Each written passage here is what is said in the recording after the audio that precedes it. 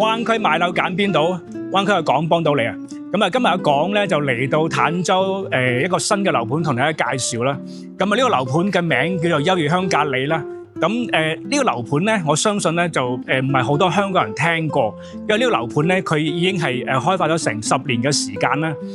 咁優越香格里呢個樓盤咧，佢嘅規模咧係比較大嘅，佢一共分咗5期開發啦。咁而家咧個總戶數咧有5000幾伙嘅。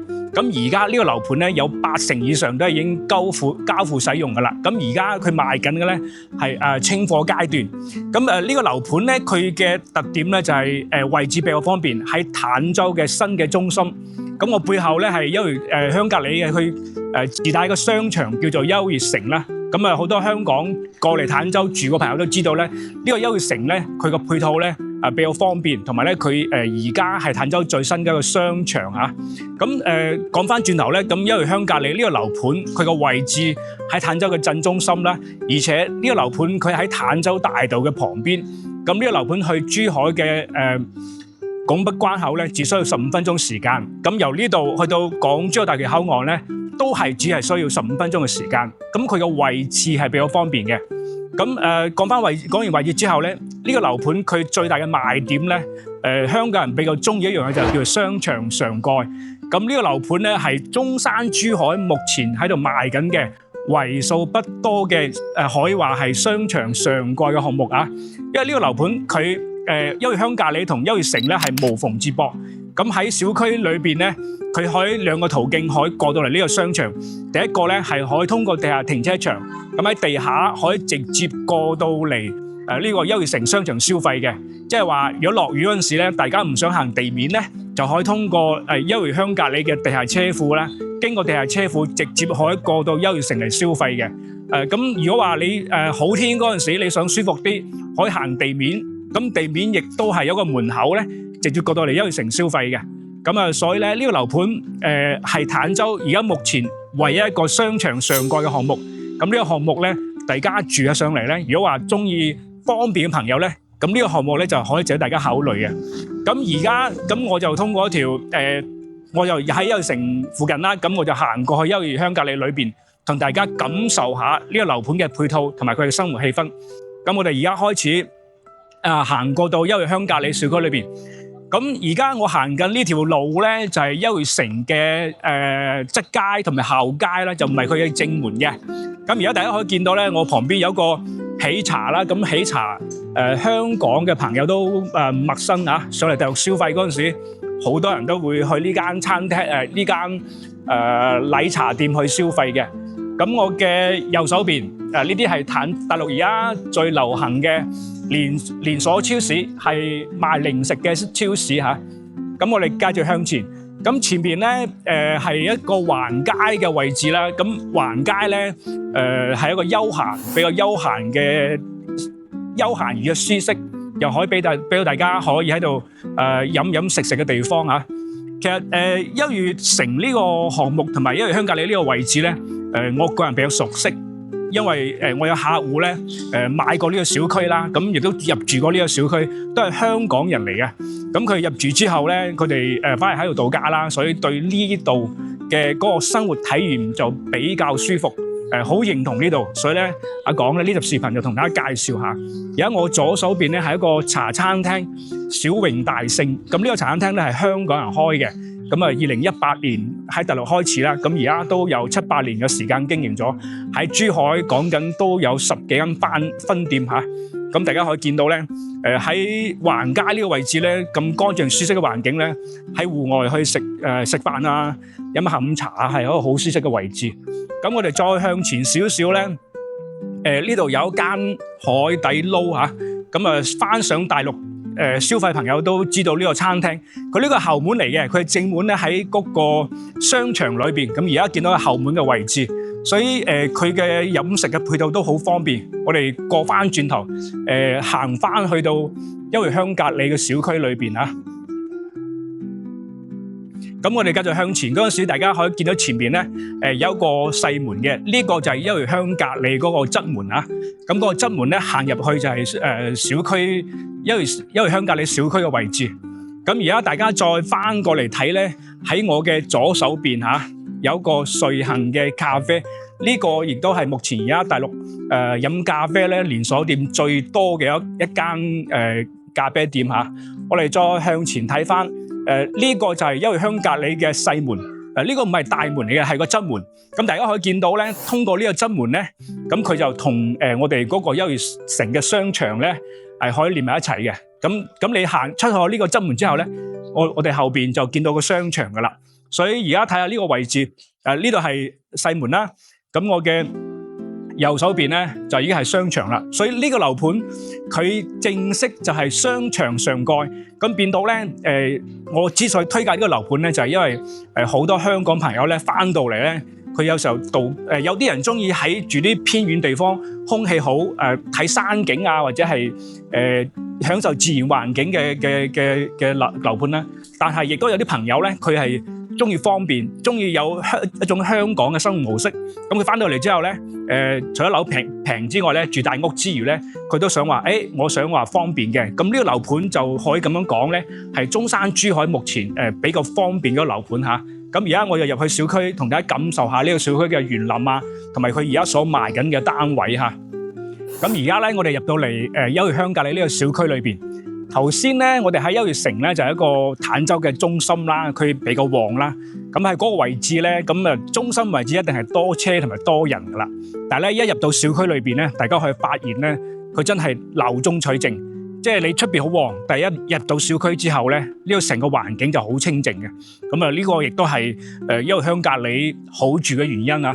咁另外，大家可以通過我呢個鏡頭見到咧，其實優惠鄉隔里佢個園林咧，佢有兩個特色。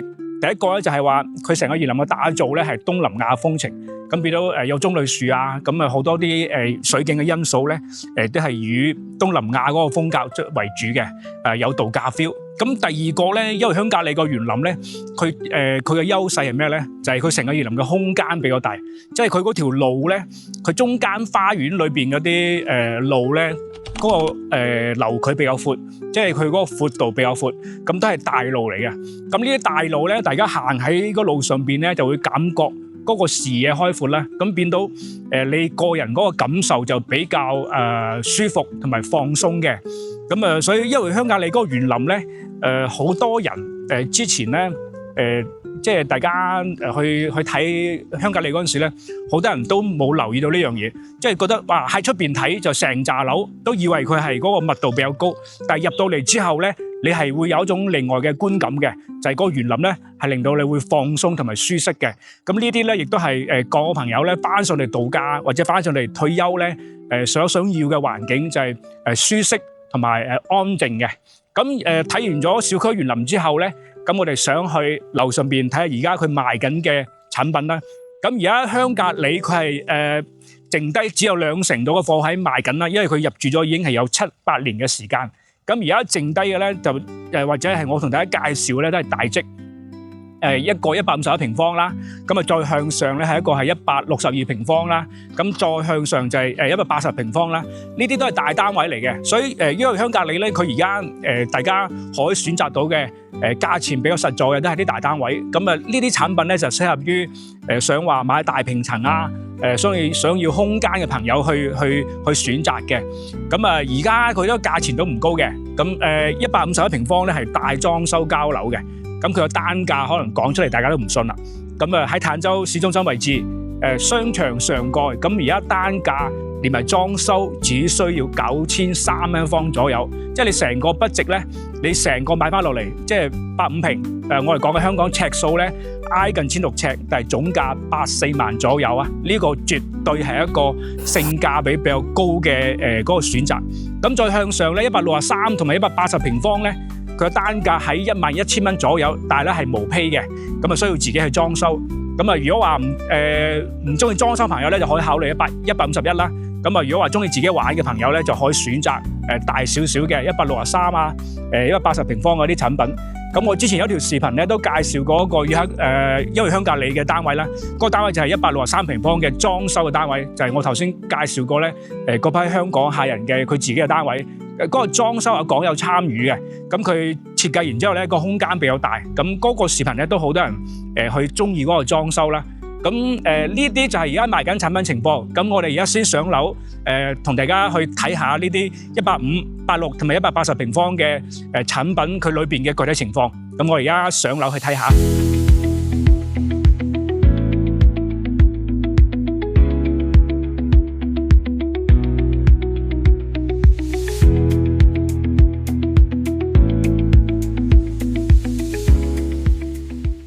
而家我哋上到嚟呢一間咧係優惠鄉價里，而家目前賣緊嘅單價最低嘅單位啊，大裝修單價9300蚊左右啦，咁而且係151平嗰個單位。咁呢個單位咧，佢係4+1嘅設計嘅。咁入到嚟呢個位置咧，有個我哋叫做休閒區啊，或者係俾你擺鞋櫃嘅位置啊。咁呢個位置如果你需要咧，加翻埲牆咧，佢都可以做間細房嘅。呢個入口個玄關位咧，咁我哋過到嚟呢度係廚房位置啦。咁廚房係廚房個空間都比較大嘅，兩邊使用啦。咁然之後廚房出邊咧都有個生活露台。咁我哋再過翻入去呢一間屋咧，佢係東南朝向嘅，都內園景啦。我哋先過到嚟睇下佢嘅嗰個陽台景觀。咁而家呢個單位咧，我哋嘅樓層咧喺11樓，東南朝向啦。咁11樓呢啲咁樣嘅樓層咧，係望內園景係比較舒適嘅。當然啦，呢間屋佢單價平咧，咁大家可能你如果話要求佢好完美咧，都係應該咁講啦。佢賣緊呢個價，亦都有佢不足嘅地方，就係佢對面嘅樓距咧相對近少少，所以咧而家買呢個單位151平咧，咁大家可能揀矮少少樓層咧，望內園咧，咁即係望遠景咧係舒服啲嘅。咁而家11樓咧，咁可以見到綠化咧，咁都 OK 嘅。咁我哋過翻到嚟睇下佢裏邊嘅4間房。咁而家呢一間房咧係客廳背後嘅一個向南嘅房間啦。咁呢間屋100尺左右啦，呢間房向南，咁光線採光都 OK 嘅。咁呢間屋咧，你擺個6尺床啊、5尺床都完全冇問題嘅。咁過翻到嚟，我哋睇翻佢呢間屋有3間房都係向南嘅。呢間都係向南嘅客房啦。呢間屋同埋頭先嗰間房間係差唔多嘅。我哋再過翻到嚟主人房位置，咁呢個主人房就比較大啦。咁呢個主人房咧，目測咧有180尺左右啦。咁呢個窗咧係一個向南嘅窗啦。咁採光都係一個大嘅玻璃採光啦，採光係冇問題嘅。咁然之後咧呢度可以擺個6尺啊，或者再大啲嘅床都 OK 嘅。咁呢一間屋我哋過翻到客廳，再講下佢嗰個優勢嚇。咁喺走道嘅位置咧，係有個細房嘅4房。咁呢間房係最細嘅。咁當然呢間房住人咧就唔合適嘅。咁你又可以作為一個書房啊，或者雜物房都 OK 嘅。咁呢個裝修咧，佢嘅叫做基本裝修啦，但係咧佢嘅牆身咧係用咗硅藻泥嘅。咁呢啲硅藻泥咧，佢又冇甲醛啦，同埋咧佢防潮防霉啦。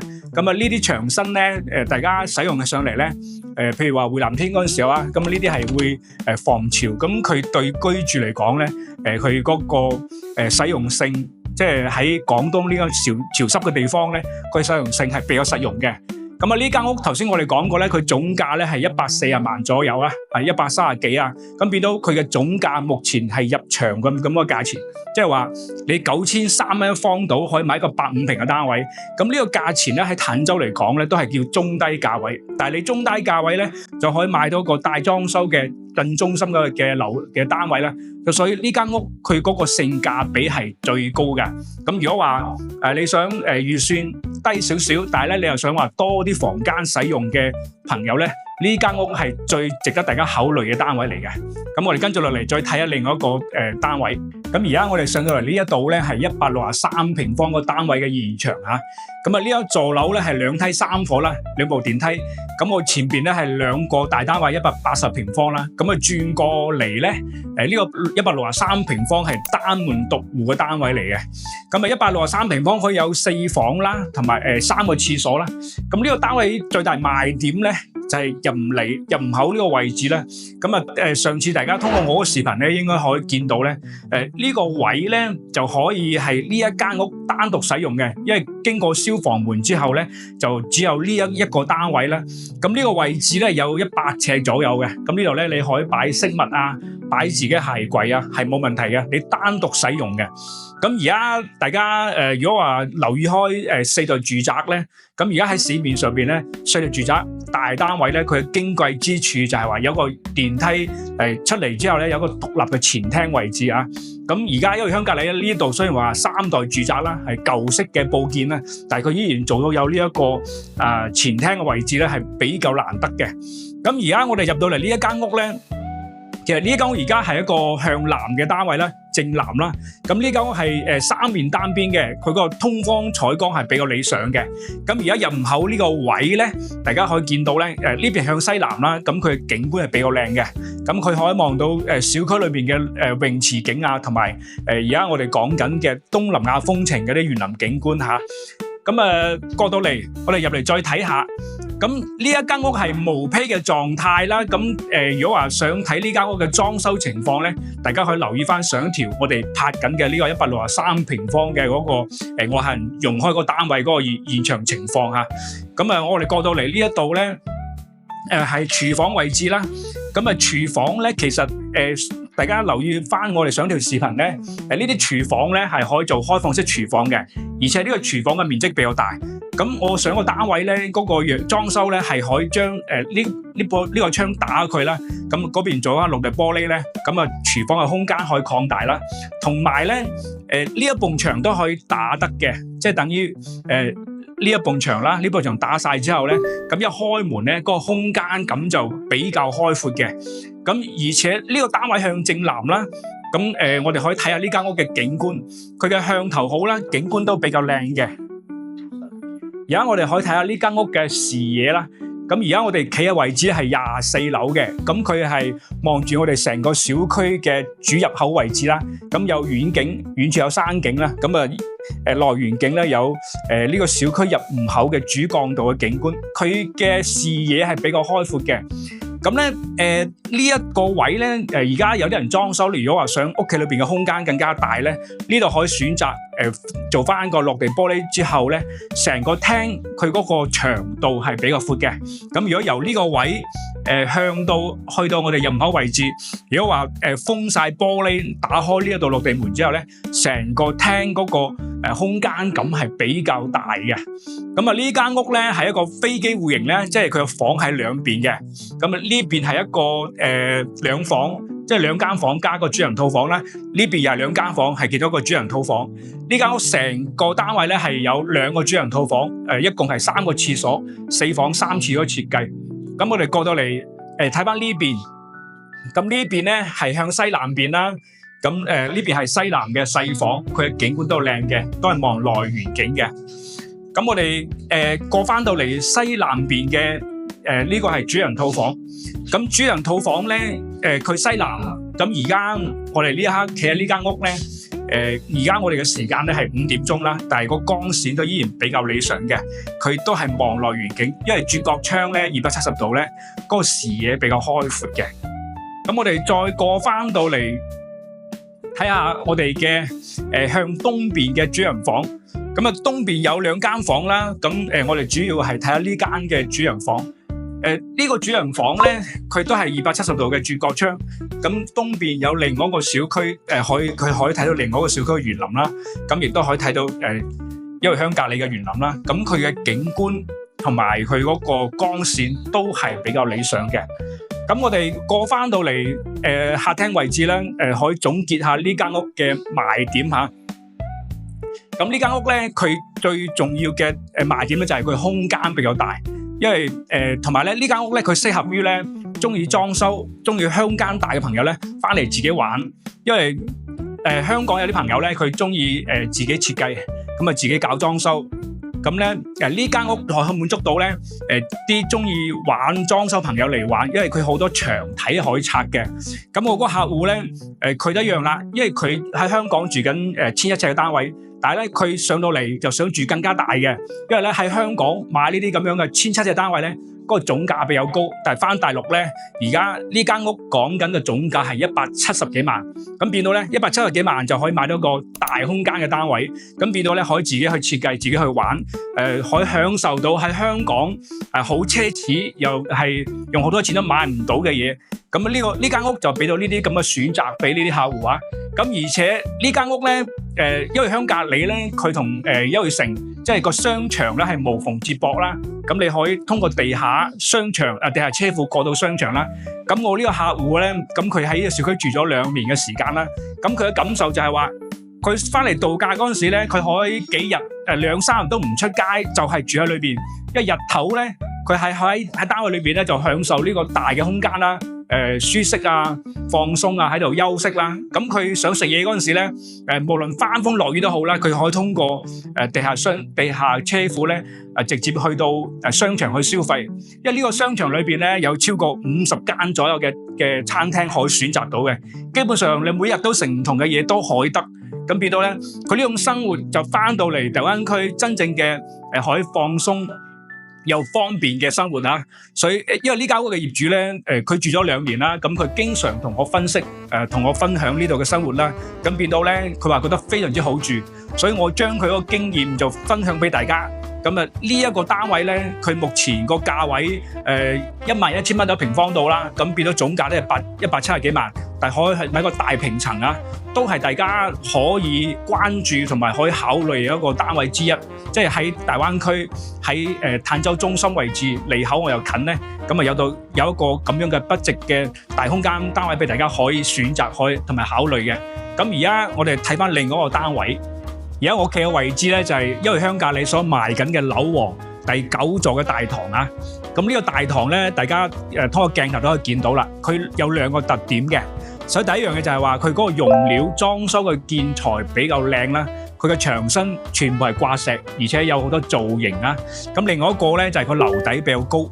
我哋目測咧呢個大堂嘅樓底咧差唔多20尺左右啊。咁啊呢個樓底咧亦都係我喺中山、珠海見過咁多樓盤之中咧，嗰個大堂嘅樓底係最高嗰一個地方嚟嘅。咁啊咁高樓底咧入到嚟咧係感覺比較氣派嘅。咁除咗樓底高之外咧，佢兩邊嘅空間都比較大，左右兩邊都依然有啲休閒區嘅。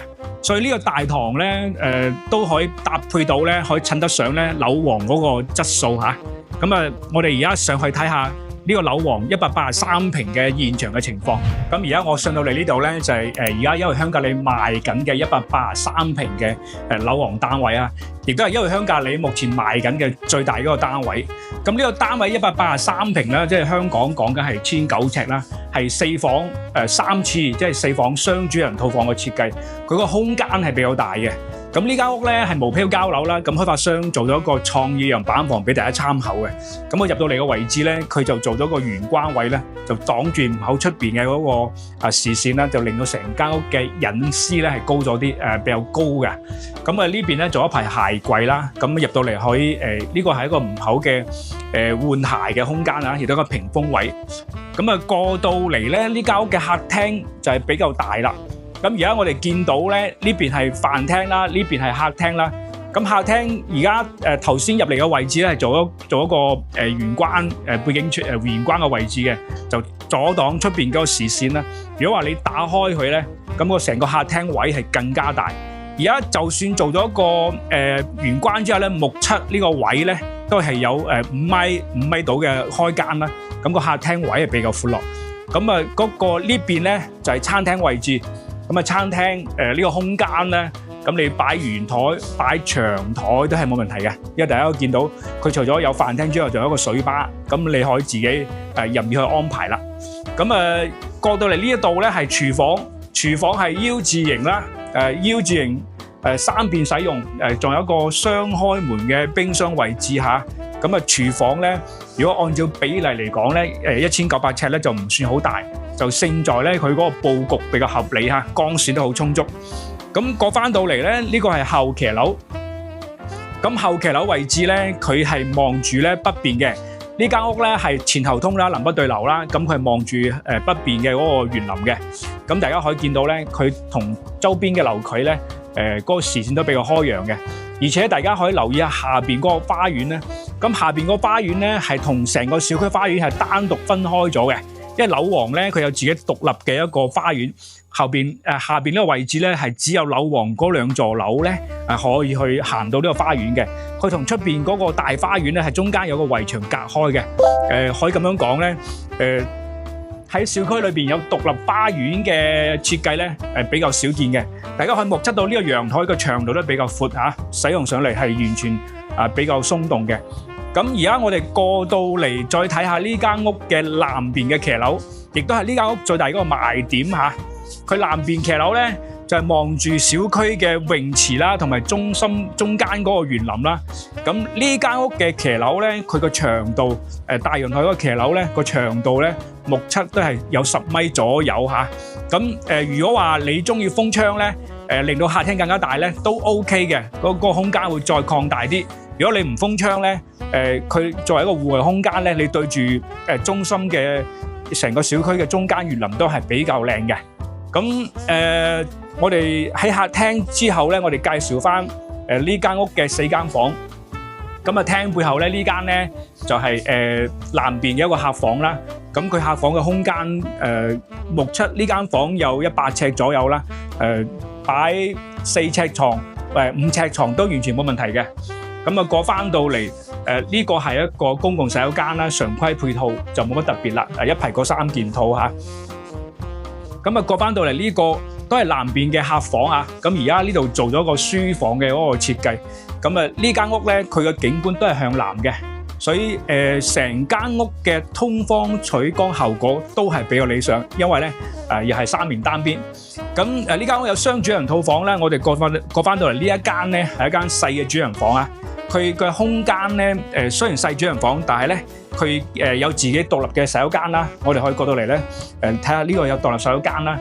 咁佢而家擺咗個5尺床之後咧，仲有衣櫃位，雖然緊湊啦，但係佢嘅景觀同埋佢嗰個實用性都 OK 嘅。咁而家過翻到嚟睇下呢間屋嘅重點咧，就係主人房位置啦。咁主人房咧，佢而家我企喺呢個位咧，原先係主人房帶一個騎樓嘅。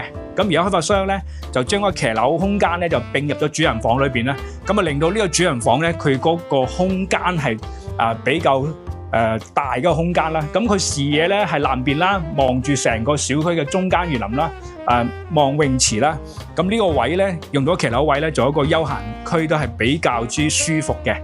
咁我哋過翻嚟睇下呢一個主人房嘅衣帽間，因為主人房咧入口位做咗個衣帽間啦。咁仲有一個主人房個洗手間啦。咁佢呢個設計咧，呢個衣帽間位置咧就阻擋到咧個洗手間門口對住主人房床嗰個缺點嚇，所以呢個設計佈局都係比較合理嘅。咁呢間屋咧，佢嘅優勢咧就係南北對流啦，同埋嗰個空間大啦。而家我哋過翻嚟客廳，咁呢間屋咧，佢而家賣緊嘅總價咧，個單價係12000蚊一方左右嘅。咁講緊咧，佢嘅總價咧，183平啦，個總價咧大概係210幾萬嘅總價，但係佢嗰個空間比頭先我哋介紹嗰163平咧，嗰個使用嘅空間更加之大。咁所以咧，如果話想搬到嚟咧，想玩大空間，想玩裝修朋友咧，呢間屋都係一個好嘅選擇之一嚇。咁今集咧，我哋就主要介紹咗優悅香格里呢個樓盤嘅3個職啊。咁第一個咧係151平嘅大裝修單位啦。咁呢個153平咧，可以講係入門級別嘅產品。咁佢性價比係最高嘅。咁第二個咧係163平啦，同埋最大嗰個係183平嘅單位嚇。咁而家我企呢個位置咧，就同大家總結下優悅香格里嘅嗰啲而家賣緊嘅情況啦，同埋咧佢嘅優點啦。咁呢個位置就係頭先我講嘅喺樓王背後嘅獨立嘅私家花園嚇。咁呢個花園咧，大家可以見到咧，佢後邊有圍牆嘅。咁嗰個圍牆圍住咧，佢同其他樓棟咧，即係唔係樓王嘅單位咧，係分開嘅。即係話我哋而家後邊呢個咁幽靜、咁開闊、咁舒服嘅花園咧，係呢一座第9座嘅樓王獨自享用嘅一個花園嚟嘅。咁其實咧，優悅香格里咧，大家如果睇開 YouTube 嘅朋友咧，都應該知道咧，其實喺 YouTube 上邊咧，呢個盤個流量佢曝光量咧唔係特別多嘅。實際上因為有講咧，我喺坦洲就比較熟悉啦。咁實際上我個人認為咧，優悅香格里係一個寶藏樓盤嚟嘅，即係話佢嘅優點同埋佢自己嘅亮點咧，係好多人都冇發掘到嘅。咁而家佢而家賣緊呢個價錢，譬如樓王啦，單價無非係12,000蚊左右咧。咁而且喺市中心位置，以佢呢個位置同埋配套嚟講咧，咁而家賣緊呢個價錢咧係比較抵玩嘅。咁啊高峰期咁呢啲價位咧，可能去到18,000、19,000甚至2萬啦。咁而家去到12,000，咁呢個價位嗰陣時，咁大家可以想像到咧，佢個優勢就比較明顯啦。咁183平咧，大家可以見到咧，頭先佢嗰個樣板房現場咧，佢可改造嘅空間係比較大嘅，而且佢樓王嗰個質素，譬如大堂啊、佢嘅園林啊，同埋佢嗰個間隔啊，同埋佢嗰個通風採光都係比較理想嘅。咁呢啲單位咧係適合於一啲玩家嚟玩，即係中意玩裝修、有自己嘅 idea 嘅朋友咧嚟玩，同埋咧因為香格里呢個樓盤咧，佢都適合一啲咧中意方便嘅。咁樓下有商場嘅，商場上蓋又近口岸嘅，咁而且個空間又大又抵玩嘅。咁呢啲客人咧，佢就好啱呢個樓盤啦。所以因為香格里佢個優勢比較明顯，但係當然佢適合嘅客戶群咧都相對窄少少嘅。咁佢屬於一個寶藏樓盤啦。大家如果話有興趣呢啲咁中意大空間、中意方便朋友咧，呢度真係好啱大家去玩去發掘嘅。咁因為香格里呢一集咧就介紹到呢度啦。咁我哋下集再見啦，拜拜。